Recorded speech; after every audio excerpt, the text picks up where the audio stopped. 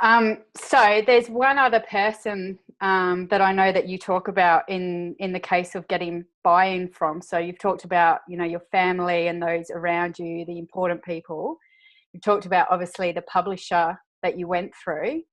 Yeah. But you also talk about it starts with you. Yeah.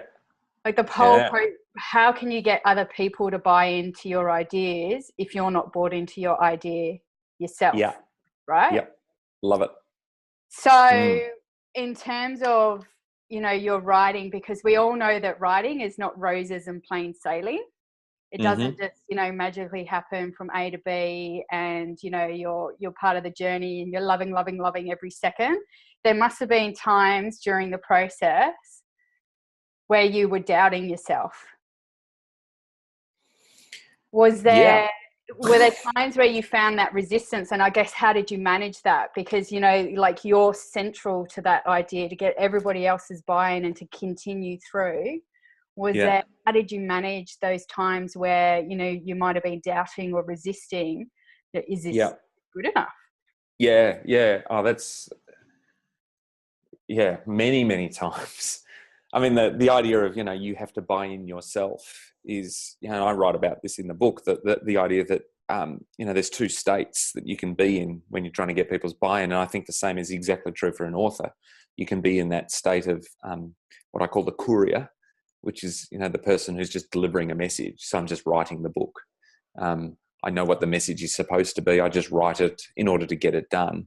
But then there's the catalyst state, which is where the catalyst cares and the catalyst really has an energy around the message they're delivering. And more importantly, not the message, the change and the effect it's going to create.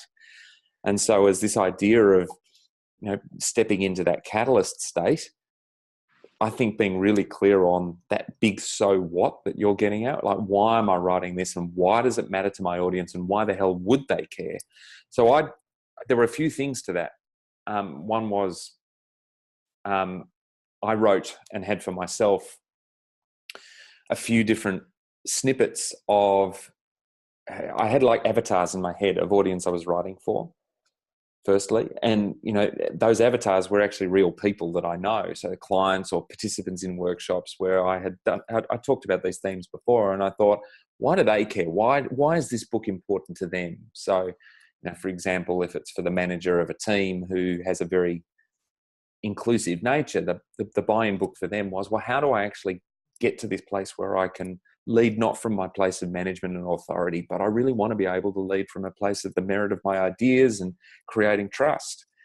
Or I might have had another person who was, a real deep expert technically on their product and had brilliant ideas, but no one was ever listening to them. And they were going, how do I get cut through? I'm sick of everyone around here seems to be an idiot. How do I get them to listen to me? And so I had those, 2 or 3 avatars, and they were my anchor points that I would keep going to. And actually, this is where working with you, Kel, was so powerful, because you would often keep dragging me back to that question of who's reading this? Because you seem to have started writing for somebody else. Like, I've lost who the audience is because your voice has shifted or your message has shifted, or for the people I thought we were writing it for, I feel like you're letting them down because you've gone down this other little rabbit hole and they're going, why are you writing about that? That's not for me. And that was really powerful. So having the avatars, number one, and then second, having the people in your support crew who either would pull you up when you'd lost your way a little bit, or if not pull you up, kind of just coach you back. Or even, I remember you at times saying, you know what, don't write anything today. Don't stop. Just stop. Don't do anything tomorrow. Just sit. Let's go back to chapter structure. Let's think about that and just stop writing for 24 hours or even a week. And the permission to do that in itself was enough to go back and, like, talk about romance your purpose, like sit back and stop worrying about the what and just sit back and have a hot date with your why. And, or even your wife if you need to. Anyway, that's another. But have a hot date with your why and just sort of sit there and go, okay, what the hell am I trying to do here? So, yeah, I think that was really important.